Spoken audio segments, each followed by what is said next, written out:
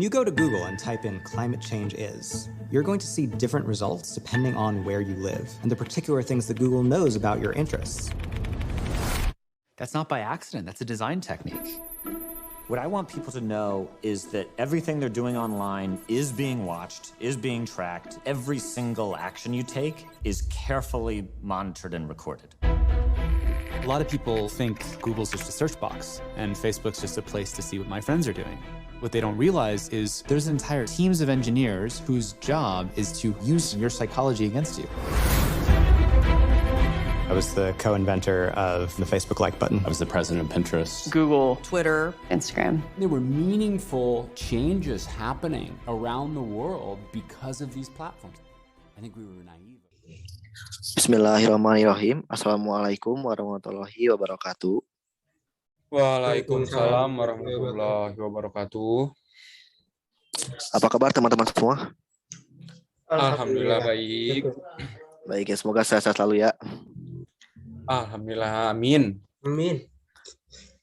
Dan sekarang kita bakal nge-review nih salah satu film, yaitu yang berjudul The Social Dilemma, dan tujuan ini adalah untuk memenuhi tugas yang diberikan oleh Pak Fikri. Dan sebelum teman-teman saya ini mereview filmnya, saya akan sedikit menjelaskan isi film ini. Tapi sebelum ke inti penjelasannya, saya akan memperkenalkan diri saya dulu. Perkenalkan, nama saya Rafli Rizali dengan NPM 2020 50232. Lalu ada teman saya Ramos Elvin Arapat, lalu ada Riko Anugriansah, dan yang terakhir ada Teguh Alfiansyah. Mungkin langsung ke penjelasannya.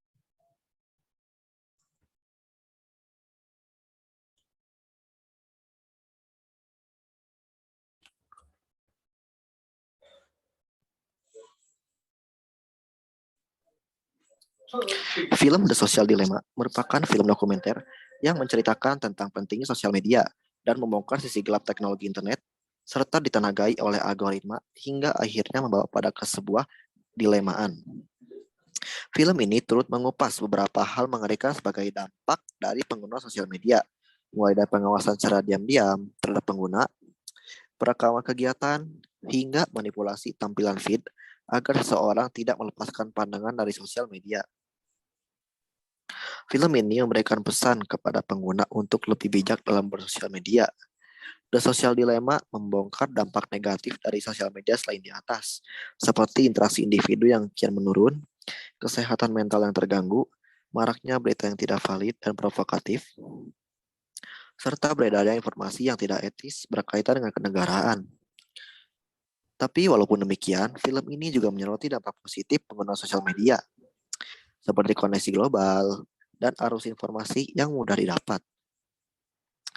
Film ini juga turut menampilkan hasil wawancara dengan berbagai sosok di balik layar kesuksesan sosial media ternama, seperti Google, Facebook, Twitter, Instagram, dan lain-lainnya. Tapi tak hanya itu, film ini juga memberikan cuplikan beberapa ilustrasi adegan sehingga penonton dapat memahami pesan yang disampaikan secara utuh.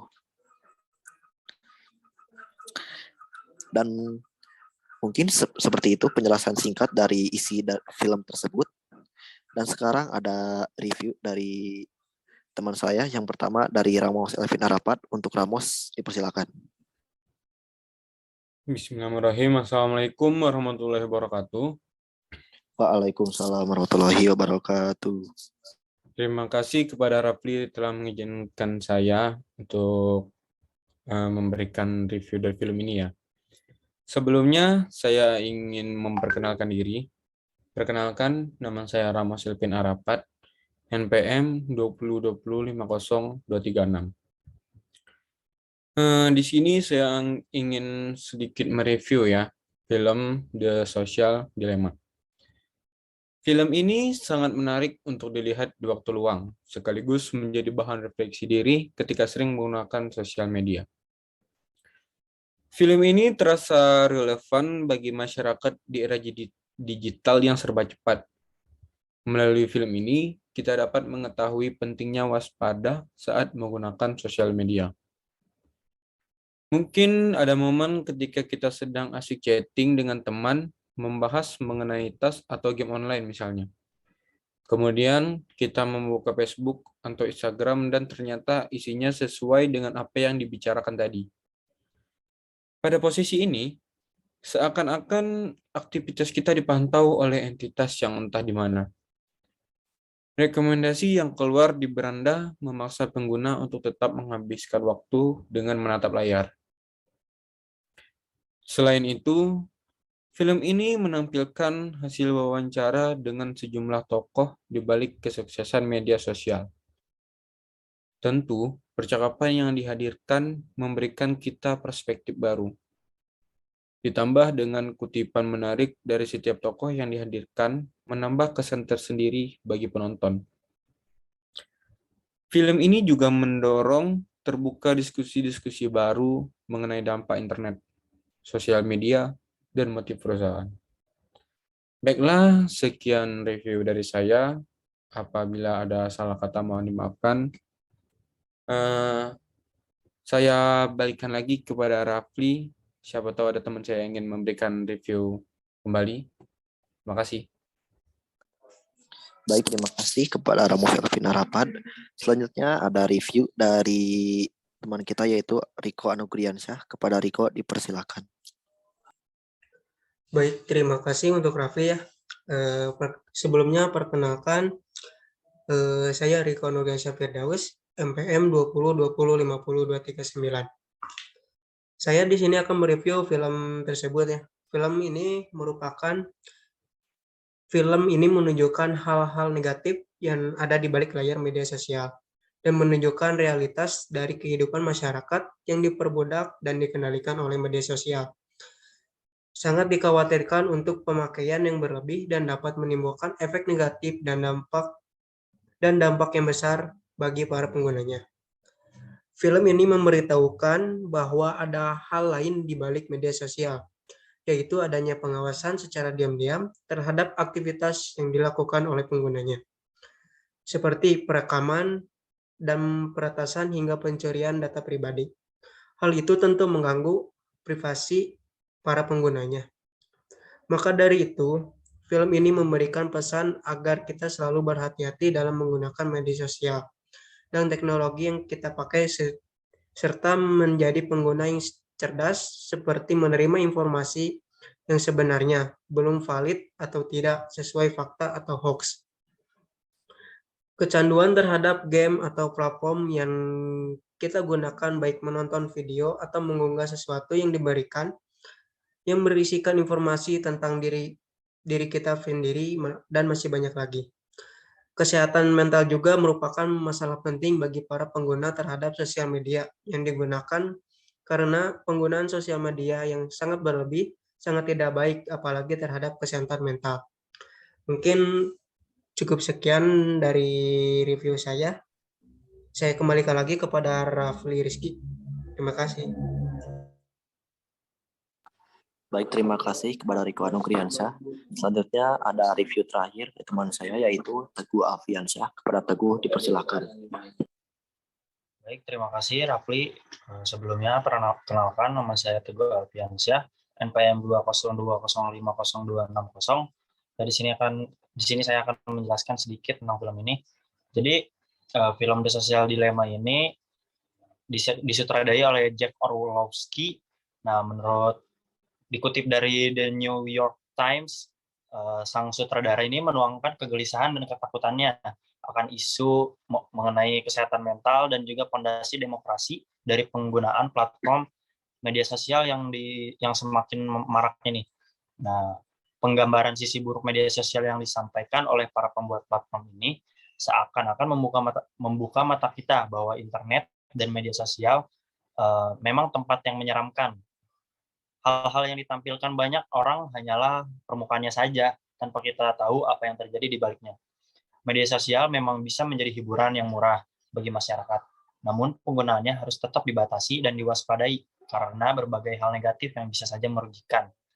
Nah, menariknya, film dokumenter ini menampilkan wawancara dari berbagai sosok di balik kesuksesan media sosial ternama seperti yang sudah dijelaskan oleh Rafli, Google, Firefox, Mozilla, Facebook, Twitter, Instagram, dan lainnya.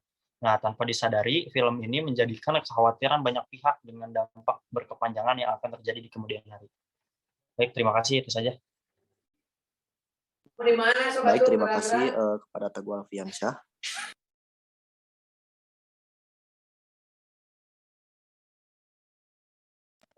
Mungkin selanjutnya akan masuk ke sesi talk show mungkin ya. Aku mau nanya nih, Mas, rating dari kalian untuk film ini berapa kira-kira? Dari Ramos dulu deh. Kalau rating menurut aku ya, film ini lumayan bagus. Rating dari saya sekitar 7/10 lah. Karena kalau kata aku film ini alurnya ya agak bikin gabut sih, karena bukannya kurang seru, cuma jalan filmnya cuma gitu-gitu aja. Nah, mungkin teman-teman saya ada yang memberikan rating yang lebih tinggi mungkin.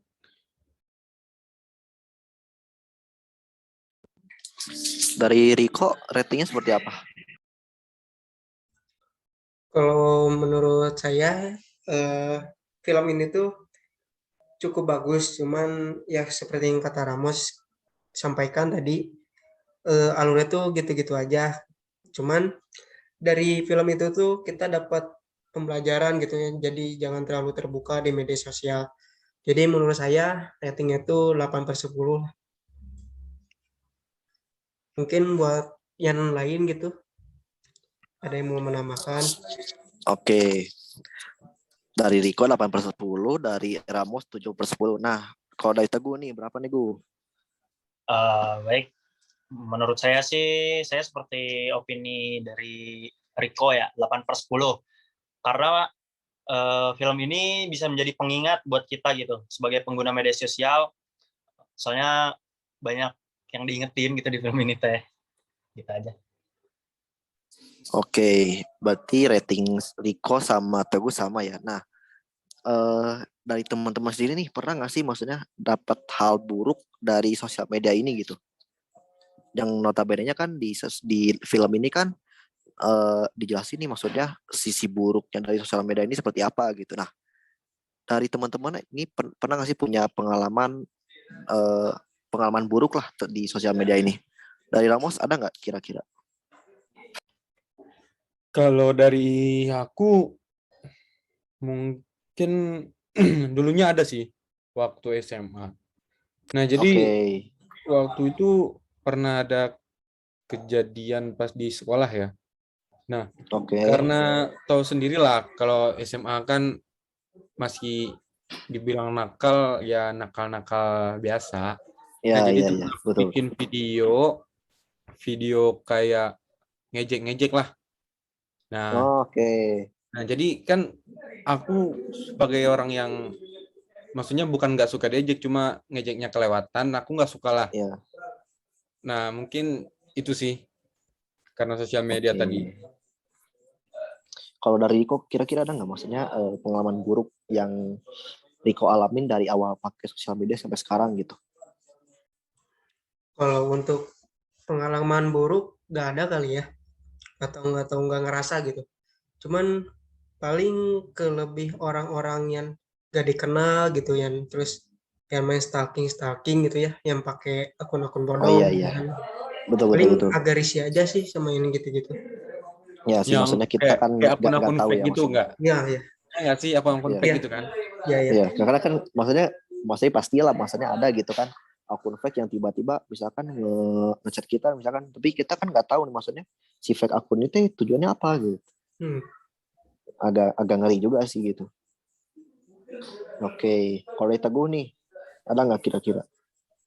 Kalau saya lebih ke gimana ya? Jadi media sosial tuh bikin saya jadi ketagihan gitu dampaknya tuh. Saya kena dampaknya ibaratnya. Jadi ibarat kata kalau misalkan saya pergi nongkrong lupa bawa HP, wah kayak gimana gitu. Oh iya betul. Kayak ada yang hilang gitu kan. Ya. Oke. Berarti Teguh tuh orangnya apa ya, yang dikit-dikit di posting ya? Ya. Ya yang nggak bisa Cuman jauh dari kayak HP lah. nggak scroll apa gitu lagi nongkrong atau kita tuh kayak purba gering nongkrong teh main batu mainin kuku. Oh, ternyata yang nggak pamer nggak poya gitu. Ya bukan kan Teguh kan si paling sibuk, si paling penting anaknya. Ini serius loh. Kalau boleh tahu nih, maksudnya dari teman-teman sendiri awal pakai sosial media tuh dari kelas berapa sih? Dari Ramos deh. Aku dulu pakai sosial, ini bukan HP ya, sosial media ya. Kalau ya, betul. pakai HP dengan pakai sosial media beda lagi kan? Iya, betul. Nah, kalau sosial media paling SMP kelas 1 ya. SMP kelas 1 itu mulai. Sosial media yang dipakai awal apa tuh? Waktu itu Facebook. Oh, Facebook. Oke. Ya, Facebook lagi booming sih emang di lagi rame-ramenya dulunya kan. Betul. Nah, iya betul. Sosial media yang pertama itu ya Facebook. Tapi kalau cuma main HP kan SD juga udah main HP, main game doang ya, kan. Betul. Gitu-gitu doang. Game, SMS dan lain-lainnya lah ya. Kalau dari Riko nih, kapan awal pakai sosial media? Kalau nggak salah tuh SMP gitu ya, kalau nggak salah yang awal-awal ada Instagram. Oke, iya betul. Kalau nggak salah gitu ya. Awal pakai Instagram tuh ngapain kok? Maksudnya tahu Instagram itu dari siapa gitu? Tahu awalnya tuh apa ya, dari temen, kalau nggak salah dari temen gitu kan, kayak follow nih gitu. Tadi itu sih. Oke, iya betul. Kalau Teguh sendiri nih, awal pakai sosial media kapan? Kalau saya sih awal pertama kali main sosmed itu kelas 5 kalau nggak salah. Itu main Facebook karena ngikutin. Terus lama-lama SMP pindah. Oke. Emang Teguh hidupnya sosialita pisan nih. Iya, sosialita banget emang anaknya. Jadi dari SD udah ini. Nah iya makanya, maksudnya yang lain tuh dari SMP, ini dari SD gitu. Oke. Udah aktif banget ya anaknya. Aktif banget. Pamer terus. Dan dari teman-teman sendiri nih, dari sekian banyaknya sosial media kan banyak kan kayak TikTok, Instagram, Facebook dan lain-lain. Yang paling sering dipakai sama teman-teman nih apa nih kira-kira? Instagram. Oke. Itu paling sering dipakai betul. banget. Riko. Sama sih Instagram ya. Nggak tahu emang karena apa-apa Instagram, dikit-dikit Instagram sekarang gitu ya. Ya betul. Teguh. WhatsApp, Line, sama Instagram, TikTok. Oke, paling banyak ya.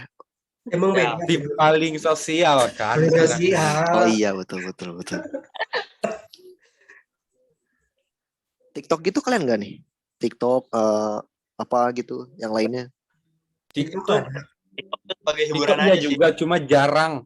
Kalau aku ya, kalau aku TikTok Oke. jarang. Tapi pernah buka sesekali doang. Ya betul. Oke.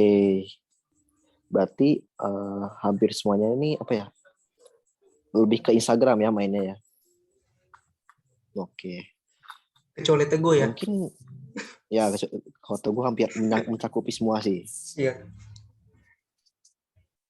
Oke, mungkin segitu mungkin ya talk show dari kita, maksudnya terima kasih buat Ramos, buat Riko, buat Teguh, buat review-reviewnya dan tanggapan-tanggapannya yang buat apa ya, cukup bermanfaat untuk teman-teman yang menonton video ini gitu. Oke, mungkin cukup sekian dari kami. Mohon maaf bila ada kesalahan. Wabillahi taufik wal hidayah. Wassalamualaikum warahmatullahi wabarakatuh.